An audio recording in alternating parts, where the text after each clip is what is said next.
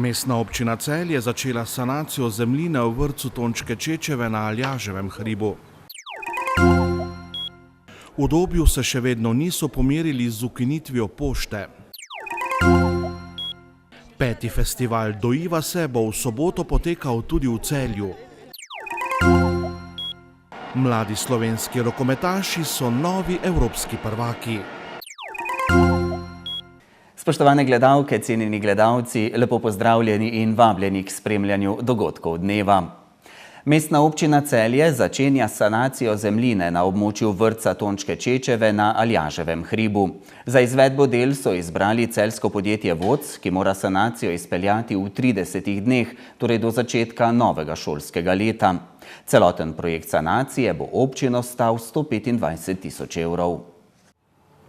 Mestna občina Celje se je že lani, potem ko so najprej sanirali zemljino ob vrtcu na Hudini in na podlagi izvedene študije vsebnosti nevarnih kovin v zemlji pri celjskih vrtcih, odločila, da bo sanirala zemljino skoraj v vseh celjskih vrtcih.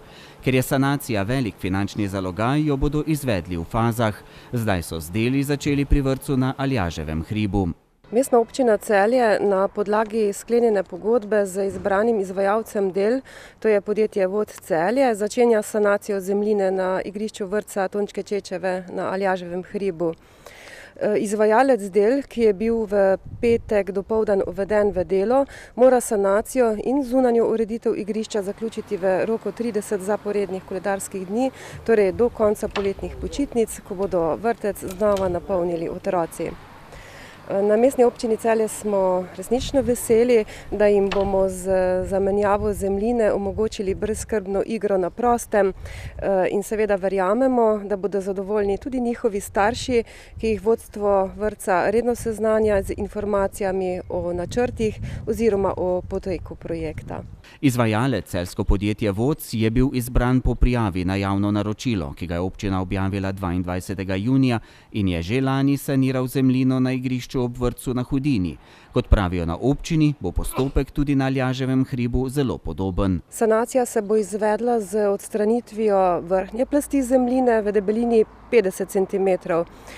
Glede na podatke o površini ocenjujemo, da bo pri izkopu nastalo okoli 400 kubičnih metrov odpadkov, torej bistveno manj kot na Hudini. Na izkopano in očiščeno površino bo izvajalec del položil geotekstil in 20 cm debelo plast tampona, na katerega bo nasul okoli 30 cm nove, neonesnažene zemljine, ki jo bo zatravil z travnim tepihom. Zemljo pa bo pripeljal iz više ležečega dela naselja Rupe v Šmartnem v Rožni dolini, kjer ni industrije. Izvajalec bo gradbišče ogradil s 3-metrsko ograjo, odstranjeno zemljino pa bodo predali podjetju z dovoljenjem za zbiranje takšnih odpadkov. Po zaključku del bo upravljen kontrolni monitoring ustreznosti zamenjane zemljine in sicer na vse parametre, ki jih določa uredba o mejnih, opozorilnih in kritičnih emisijskih vrednosti nevarnih snovi v tleh. Pogodbena vrednost sanacije zemljine in zunanje ureditve območja vrtca na Aljaževem hribu znaša nekaj manj kot 100 tisoč evrov z DDV. Če prištejemo še stroške izdelave projekta za izvedbo, strokovnega svetovanja pri izvedbi del ter analize zemljine, bo potrebno za celoten projekt odšteti nekaj manj kot 125 tisoč evrov. Denar pa je zagotovljen v letošnjem občinskem proračunu. V novem šolskem letu bo vrtec na Aljaževem hribu obiskovalo 55 otrok.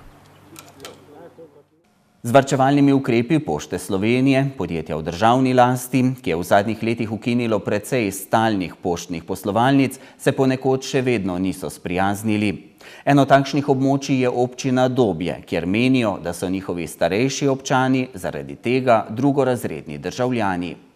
V včasih precej zaostalem Dobju so pred 20 leti prišli do statusa občine in v tem času postorili marsikaj, da se približajo kakovosti življenja v urbanih središčih. Prav zato jih še posebej prizadene, če jim iz centrov moči jemljejo državljansko dostojanstvo. Ukinitev naše pošte, ki je vse skozi delovala, država pač nima posluha do teh podeželskih krajev in nam ne privoščijo niti eno uro, da bi imeli odprt poštni urad, kljub temu, da ni v kraju nobenega bankomata, kajti banke kot privatne firme seveda gledajo na ekonomiko in seveda pri 1000 prebivalcih ne moremo zagotoviti 200-300 transakcij dnevno. To je velika težava, predvsem za sorazmerno številno starejšo populacijo, ki nima lastnih prevozov in seveda morajo potem do bančnih storitev v Šentjur, ki je oddaljen 15 km v povprečju in to seveda povzroča ljudem velike stroške. Vodstvo pošte je o preoblikovanju stalne poslovalnice v mobilno obljubljalo, da sprememb občani ne bodo občutili. Vodstvo pošte je zagotavljalo, da to ne bo nobenih sprememb, da bo to isto kot prej oziroma da še bo bolje, ampak to praksa kaže, da temu ni tako in mi pričakujemo tudi od nove vlade, da bo tukaj imela več posluha za te kraje, kot pa je imela do sedaj. Zgodba, ki jo opisujemo, pa se ne dogaja samo v Dobju. V Sloveniji je kar veliko nam podobnih krajev, ker so jim vzeli pošto. Samo tule v naši soseščini je to Kalobje, Prevorje, Loka, tako da praktično v teh hribih pošte ni nikjer. Tudi drugod po Sloveniji nekako spremljamo dogodke, ljudje se pritožujejo, ampak to brezuspešno, ker je to čisto, bi rekel, iz vrha dol komanda in pač so se odločili, da bojo 400 pošt zaprli, s tem pa povečali dobiček državnemu podjetju, kajti tu bi morala država reči, če smo enakopravni državljani, bi bilo potrebno v vsakem kraju vsaj 1 uro dnevno, da je poštni urad odprt za te starejše ljudi. Mladi res imajo druge možnosti, od elektronskih naprav do prevoznih sredstev. Problem je pa starejša populacija in vedno govorimo o nekako tudi skrbi za starejše, tu pa vidimo, da država nekako načrtno udarja po teh ljudeh. Ob svetovnem dnevu dojenja bo v soboto 4. avgusta v več slovenskih mestih potekal 5. festival Dojiva se. Med 11 slovenskimi mesti, ki se bodo aktivno vključila v festival, je tudi Celje. Namen festivala je nosečnice informirati o pomenu dojenja in premagovanju težav z dojenjem, pa tudi o drugih izzivih nosečnosti in starševstva. Podporna skupina Dojiva se deluje na Facebooku, enkrat letno pa se preseli v parke, na ulice in trge slovenskih mest. Tema letošnjega festivala je Zaupam si, namenjena opogumljanju žensk, da ponovno odkrijejo in prisluhnejo svoji intuiciji. Letos bo ob festivalu izšla tudi knjižica Zaupam si, vodnik za nosečnost, dojenje in starševstvo. Pri nastajanju tega več kot 100 strani dolgega priročnika so sodelovali različni slovenski strokovnjaki z področja porodništva, dojenja, nutricistike, vzgoje in odnosov.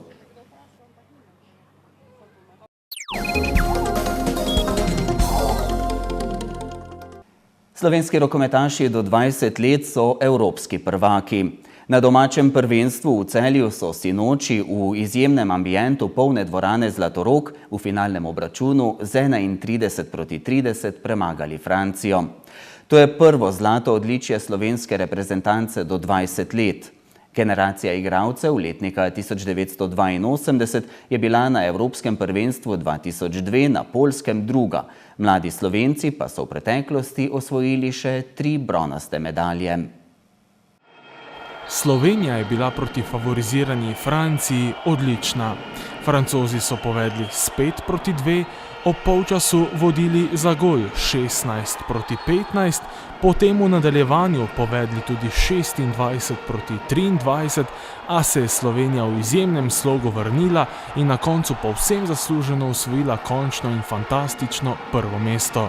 Kaj ne rečem, pa ne mogoče toliko zaradi tega naslova, ampak zaradi publike. Napolnili smo Golovec, pokazali, da Slovenija ima rada šport, da imamo neko nacionalno zavest in jaz mislim, da je to največ. Seveda pa smo veseli, da je tudi naslov postal mislim, v Sloveniji. Zopet oni, ko nas gledajo skozi celotno prvenstvo, vejo, da nismo začeli tekme tako, kot je treba, niti ene, mislim, da od 7 tekem. Potem se v drugem polcajtu nekako zberemo, začnemo razmišljati samo o rokometu in mislim, da nas to na koncu pripelje do zmage. Pri novopečenih evropskih prvakih se je z 11 goli izkazal Grega Ocvirk. Po 6 sta jih dodala Marko Kotar in Kristjan Horžen. Grega Ocvirk in Domen Novak sta bila izbrana tudi v najboljšo postavo prvenstva. Ocvirk kot najboljši levi zunanji igralec, Novak pa kot najboljše desno krilo. Ocvirk je postal tudi najboljši strelec prvenstva. To je bilo mesec pa pol odrekanja, priprav, potenja na rogli, ekipnega duha. Velikrat ni šlo, pa smo mogli stopiti skupaj in mislim, da smo to zelo dobro skozi to prvenstvo naredili in zdaj je trud poplačen. Velike sanje sedaj uresničene in mislim, da smo vsi na pravi poti, da lahko tudi enkrat v članski kategoriji dosežemo evropski naslov, če ne svetovni. Slovenci so bili torej v velikem finalu odlični. Lahko so bili sproščeni, saj so medaljo že imeli okrog vratu, a želeli so si stopiti na najvišjo stopničko. Sproščeno odigrati finale ali pa polfinale bi bilo noro reči, ne?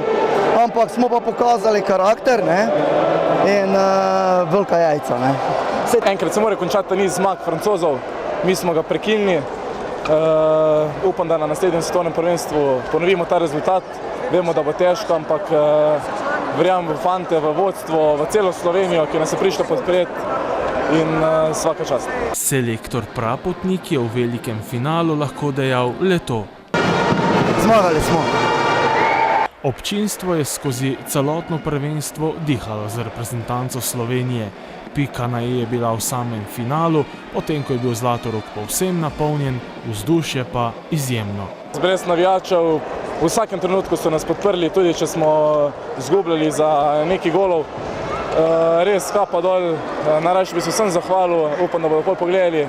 Res hvala lepa, legende. Kaj ne rečem? Zahvaljujem se vsem navijačem iz srca, da so nas prišli danes bodriti. Res svaka jim čas, nikoli niso obupali, tudi ko smo izgubljali za 3 ali 4 zadetke.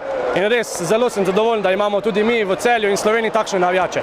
Verjetno, če bi kje druge igrali, bi bilo težje, ampak na krilih navijačev smo prišli do evropskega naslova. Zahvala celi Sloveniji. Ne vem, brez besed. Še enkrat torej iz srca. Bravo, Slovenija!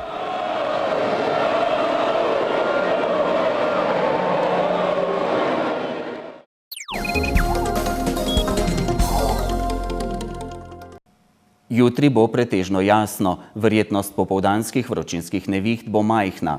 Predvsem na Štajerskem in v Prekmurju bo pihal severovzhodni veter. Najnižje jutranje temperature bodo od 15 do 20, ob morju okoli 23, najvišje dnevne od 30 do 34, v Vipavski dolini in na Goriškem do 36 stopinj Celzija. V sredo in četrtek bo po večini sončno in vroče. Verjetnost vročinskih neviht bo nekoliko večja.